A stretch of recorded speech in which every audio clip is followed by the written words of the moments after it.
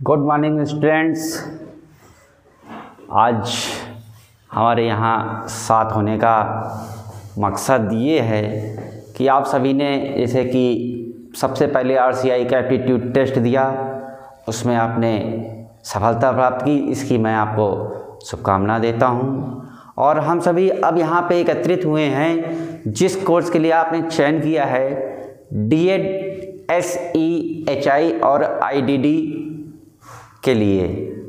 तो इसके बारे में जानने से पहले मैं एक बार अपने इंस्टीट्यूट का परिचय आप सबको दे देना चाहता हूँ। जैसे कि हमारे इंस्टीट्यूट का नाम है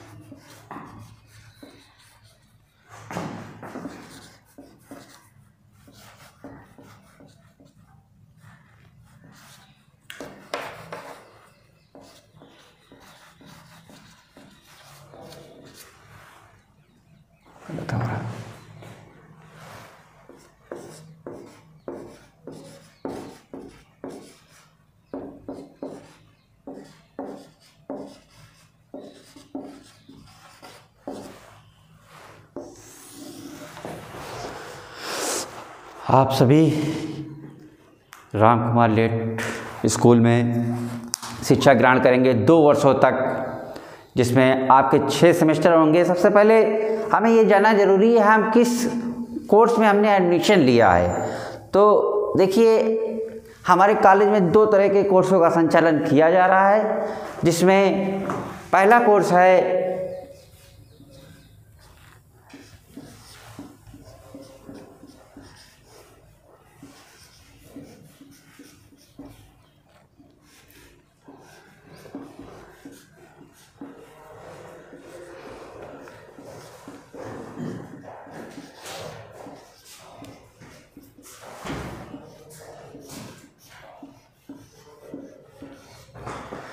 DED SEHI यानी diploma in special education hearing impairment, और दूसरा है DED special education in IDD।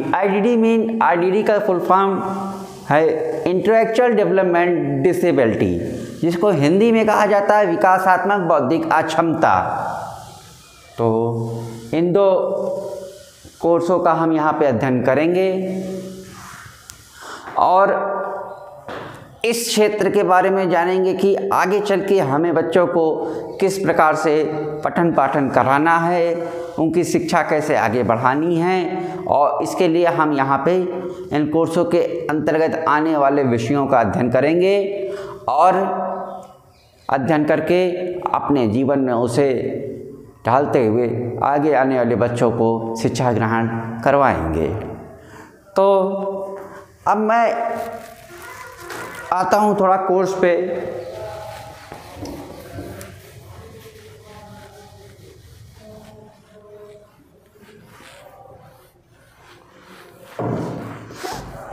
हमारे जो बच्चे जिन्होंने हियरिंग इम्पेयर्ड DED SEHI में एडमिशन लिया है, तो उनको मैं पहले ये बताना चाहूँगा कि सर्वप्रथम आपके कोर्स में जो 2 साल का होगा कोर्स ड्यूरेशन,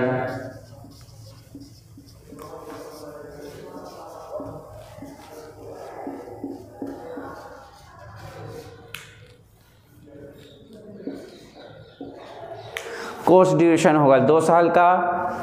सेमेस्टर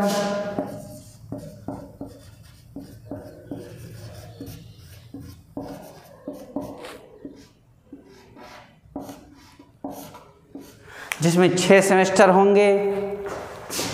इन 6 सेमेस्टरों में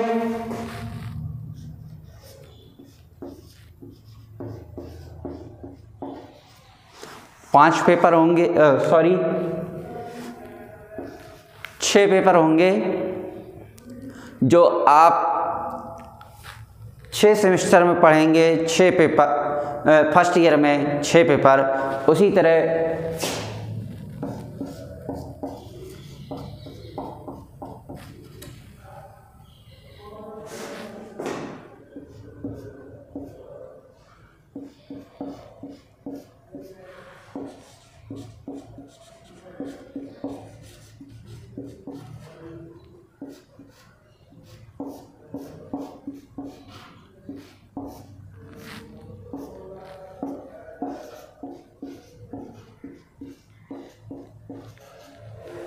इस तरह सेमेस्टर 3 और 4 में हम पढ़ेंगे 6 पेपर, यानी कुल मिला के 2 सालों में 12 पेपरों का अध्ययन करना है, जो कि आप आगे चल के जान जाएंगे कि हमें किन किन पेपरों का अध्ययन करना है। तो इसी पे आगे बढ़ते हुए मैं आपको बताना चाहूँगा, इसमें आपके हर सेमेस्टर में कुछ पेपर ऐसे हैं जो कॉमन हैं। कॉमन मीन्स अन्य विकलांगताओं के संबंध में पढ़ाए जाते हैं। कॉमन पेपरों को हम 7 पढ़ेंगे, वो HI और IDD में समान रूप से चलते हैं, परंतु कुछ स्पेसिफिक पेपर हैं जो सिर्फ आपको HI में मिलेंगे, या IDD के जो स्पेसिफिक पेपर हैं वो आपको IDD में मिलेंगे।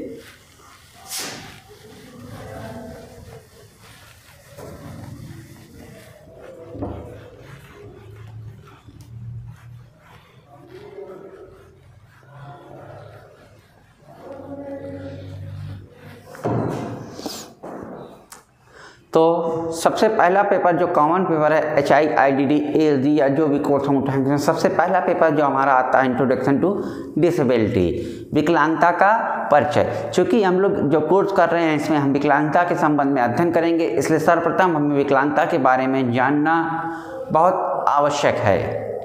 अगर हम अपना सेमेस्टर पे सिलेबस उठा के देखें तो सर्वप्रथम उसमें पहला पेपर जो हम पाएंगे वो है विकलांगता का परिचय, यानी इंट्रोडक्शन टू डिसेबिलिटी, जिसमें 6 यूनिट हैं। 6 यूनिट में सर्वप्रथम 1.1 यूनिट में हम देखेंगे कि विकलांगता का इतिहास। विकलांगता इसमें हम ये जाने, पहले मैं आपको पेपर का नाम बता देता हूँ।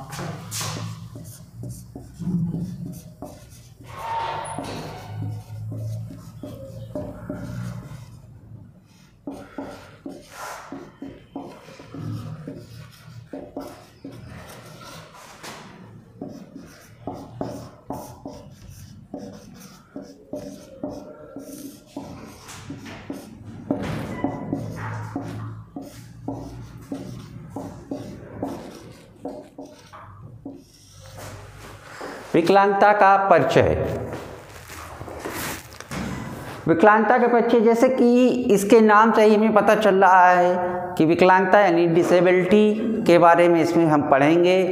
डिसेबिलिटी कितने प्रकार की होती है, उसका इतिहास क्या है, डिसेबिलिटी कैसे होती है, उसके बाद किस तरह के कहते हैं, इसके कारण क्या होते हैं, या डिसेबिलिटी विकलांगता होने के बाद समस्याएं क्या होती हैं तथा उनका समाधान कैसे होता है। यदि किसी व्यक्ति को विकलांगता हो गई है तो हम उसको किस प्रकार से उसका जीवन सरल बना सकते हैं, इसके बारे में यहाँ पे हम अध्ययन करेंगे। तो अगर सिलेबस उठा के देखा जाए तो सर्वप्रथम यूनिट 1 के 1.1 सेक्शन में जो है आपका सर्वप्रथम आता है विकलांगता का परिचय में विकलांगता का इतिहास।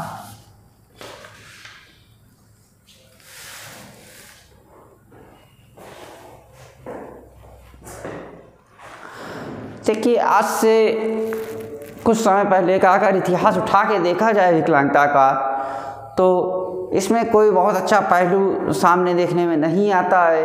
विकलांगताओं को आजकल हमारे देश में अभी भी कहीं कहीं अभिशाप के रूप में देखते हैं, घृणित नज़र से देखा जाता है, अलग समझा जाता है, या किसी प्रकार के अन्य नज़रियों से उनको देखा व उनके साथ व्यवहार किया जाता है। अब तो फिर भी स्थितियाँ काफ़ी सामान्य हो गई हैं, परंतु अगर हम कुछ समय पहले के पीछे के इतिहास में जाके देखें तो विकलांगता जो है एक अभिशाप मानी गई है। शुरुआत में, आज से कुछ समय पूर्व जाएं, शुरुआत में पहले लोगों में विकलांगता के संदर्भ में बिल्कुल नकारात्मक दृष्टिकोण रहा। आज फिर भी विकलांगों की हमारे समाज में इज्जत है, उनको बराबर की जगह दी जा रही है, बराबर सम्मान दिया जा रहा है, बराबर हमारे साथ वो चल रहे हैं, कंधे से कंधा मिला के चल रहे हैं। लेकिन कुछ समय पहले जाएं तो उनको हम नकारात्मक दृष्टिकोण से देखते थे।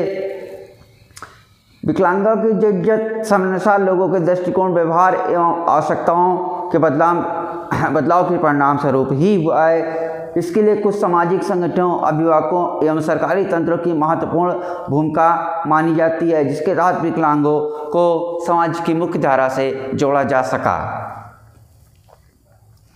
अंतर्राष्ट्रीय परिप्रेक्ष्य में देखा जाए तो प्रागैतिहासिक काल में दोषपूर्ण रूप से जन्म लिए बच्चों को जान से मार दिया जाता था। यानी कि जब किसी घर में कोई बच्चा जन्म लेता था और उसके माँ बाप समाज ये जान जाते थे कि ये बच्चा तो विकलांग है, या विकलांग जैसे मानसिक रूप से अस्वस्थ है, या पैरों से विकलांग है, बोलने में असमर्थ है, यानी कि श्रवण बाधित है, या मानसिक विकलांग है, तो इस तरह का पता चलते ही उसके समाज वाले, घर वाले उस बच्चे को मार दिया करते थे। उसके बाद 12वीं शताब्दी में इंग्लैंड के राजा हेनरी द्वितीय ने इनके लिए अलग कानून बनाया तथा समाज में अलग रखने का प्रावधान किया। जी हाँ, 12वीं शताब्दी विकलांगता के लिए, विकलांगों के अधिकारों के संरक्षण के लिए बहुत ही महत्वपूर्ण मानी जाती है, क्योंकि जो हमारे राजा हेनरी द्वितीय हुए, उन्होंने एक विकलांगों के लिए एक अलग कानून का निर्माण किया और इनको समाज से अलग रखने का भी प्रावधान किया। फिर आते हैं 16वीं शताब्दी। 16वीं शताब्दी के उत्तरार्ध में पोप ग्रेनर अपने धर्मोपदेश के द्वारा हुआ धर्म अनुयायियों को विकलांगों की सेवा करने का उपदेश दिया। यही वो समय था जब ग्रीस में इन्हें इडियट के नाम से पुकारा जाता था। जी हाँ स्टूडेंट्स, 16वीं शताब्दी में पोप ग्रेनर जो हुए, वो उन्होंने जो है अपने धर्म अनुयायियों के, धर्म के जो मानने वाले लोग थे, उनको इनके बारे में उपदेश दिया और उनकी सेवा करने का आदेश भी दिया। लेकिन ग्रीस में उस समय इन विकलांग बालकों को इडियट के नाम से बोला जाता था। इडियट मीन्स हम कह सकते हैं बेवकूफ़ या किसी काम के नहीं।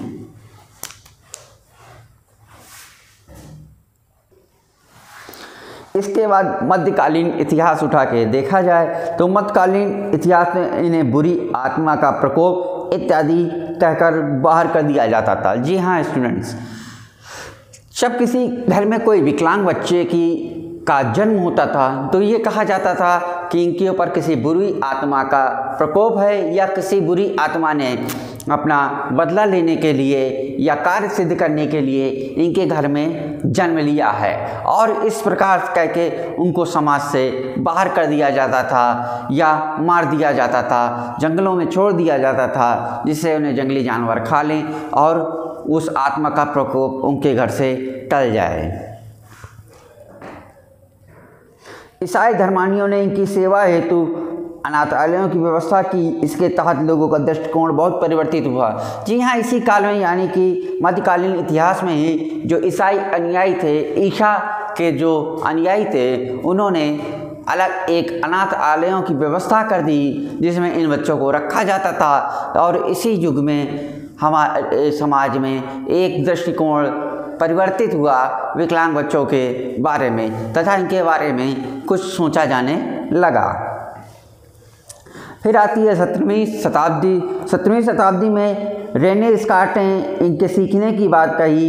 इसी समय में बहरे व्यक्ति के प्रशिक्षण के लिए मेडोपोस डिलान ने पढ़ाई लिखाई और शिक्षण का कार्य प्रारंभ किया। जी हाँ, 17वीं में रेने डिस्कार्ट ने इनके विकलांगों के बारे में सीखने की बात कही। उन्होंने ये कहा कि विकलांग बच्चे जो किसी भी प्रकार की विकलांगता से ग्रसित हैं, वो ऐसा नहीं है कि कुछ ना कर पाएँ, वो भी कुछ सीख सकते हैं। ये किसने कहा था? हमारे रेने डिस्कार्ट ने।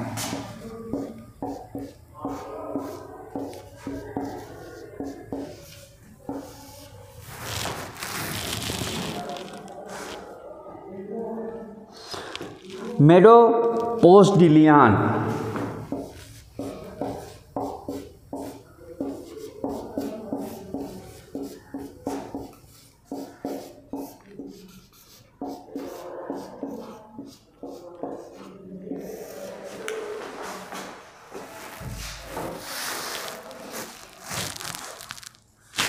मेडोफोस डिलियन ने क्या किया, इन बच्चों की पढ़ाई लिखाई व सीखने के प्रति जोर दिया और समाज को ये उपदेश दिया कि इस प्रकार के बच्चे यानी विकलांग बच्चे भी पढ़ लिख सकते हैं और अपने भविष्य में आगे चल के वो कुछ मुकाम हासिल कर सकते हैं। इसके बाद आती है 18वीं शताब्दी।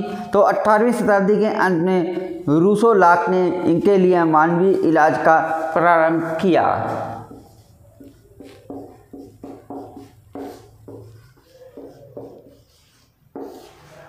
रूसो लाक ने क्या किया, इनके मानवीय इलाज का प्रबंध किया। मानवीय इलाज क्या, अगर किसी के घर में कोई विकलांग बच्चा जन्म ले रहा है या जन्म लेते समय वो अस्वस्थ है या शारीरिक रूप से विकलांग है तो उसकी सर्जरी करके अगर उसमें कोई उसकी क्षति को कम किया जा सके या विकलांगता को कम कर सके, इस प्रकार के इलाज का प्रबंध उन्होंने किया।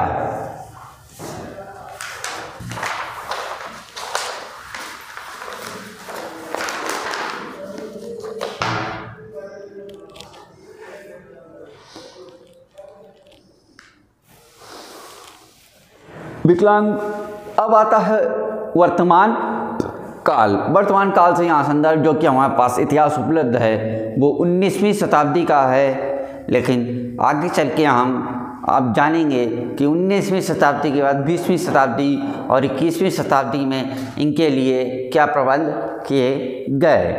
तो वर्तमान काल में विकलांगों को व्यवस्थित प्रशिक्षण का कार्य मार्क इटाल्ड ने इस काल में प्रारंभ किया। किसने किया? मार्क इटाल्ड ने।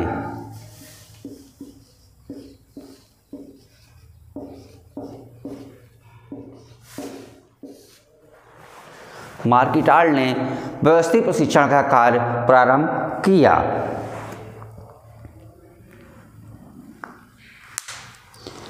तो इस तरह से हमने जाना 16वीं शताब्दी से लेके वर्तमान काल यानी 19वीं शताब्दी के बीच विकलांग व्यक्तियों को किस प्रकार से देखा जाता था, उनका जीवन कैसा होता था और किस प्रकार से इसमें सदी बीतती गई और सुधार होता चला गया।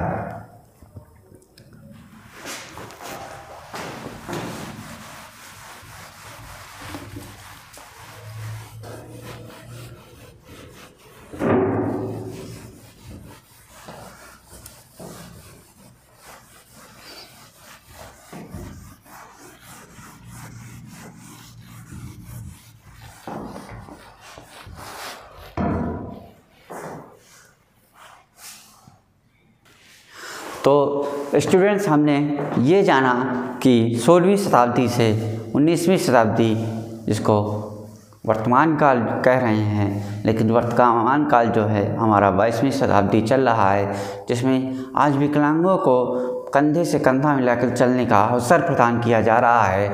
ऐसा कोई कार्य नहीं है जिसको हमारे विकलांग साथी ना कर सकें। और अभी हाल ही में हुए परिवर्तन में हमारे माननीय प्रधानमंत्री जी दामोदर नरेंद्र मोदी जी ने विकलांग शब्द को हटा के एक नया शब्द दिया है जिसको हम दिव्यांग के नाम से जानते हैं। अब हम विकलांग शब्द का प्रयोग नहीं कर सकते, इसके स्थान पे हम दिव्यांग शब्द का प्रयोग करेंगे। तो शुरुआत से ही इनकी स्थिति बड़ी ही खराब रहती थी, जैसे कि पैदा होते ही मार दिया जाता था, बुरी आत्मा कहा जाता था, इडियट आदि शब्दों से इनको जाना जाता था। जैसे जैसे शताब्दी बीतती गई और राजा हेनरी द्वितीय, मार्क इटाल्ड आदि सज्जन जो व्यक्तित्व हुए हैं, उन्होंने इस दिशा में बहुत सारे सुधार किए और विकलांग व्यक्तियों को एक नया प्लेटफॉर्म दिया। तो हमारे आसपास बहुत सारी विकलांगताएं पाई जाती हैं। आप सभी ने कहीं ना कहीं किसी न किसी प्रकार में विकलांगों को देखा होगा।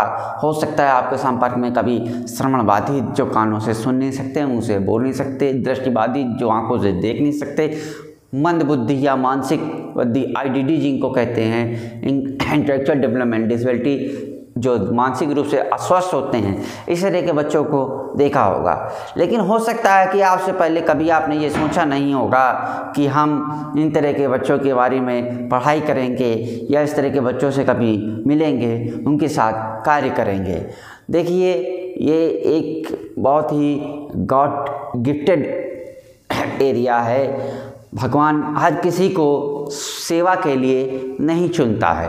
हो सकता है आपका कोई काम अच्छा था, इसलिए भगवान ने आपको विकलांग व्यक्तियों के शिक्षण के क्षेत्र में आपको अवसर दिया, चुना।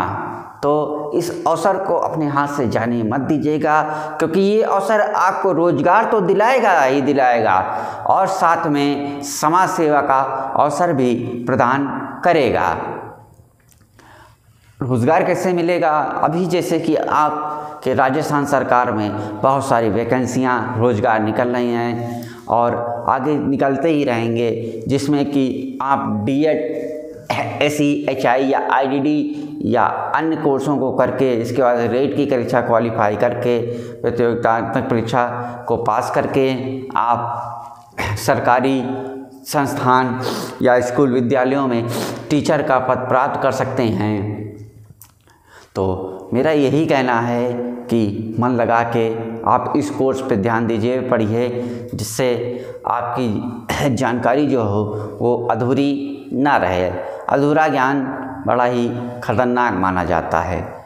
इसलिए स्टूडेंट, मैं आपसे यही रिक्वेस्ट करूँगा कि प्रतिदिन हमारे यूट्यूब चैनल या हमारा जो चैनल जिसके माध्यम से आपको इसके बारे में जानकारी दी जाएगी, समय समय पे आप इसको संज्ञान में लेते रहें और आपको आगे चल के अवसर दिया जाएगा कि जो आपकी समस्याएं आ रही, जो चीज़ नहीं आप समझ पा रहे हैं, उसको कैसे सॉल्व करना है।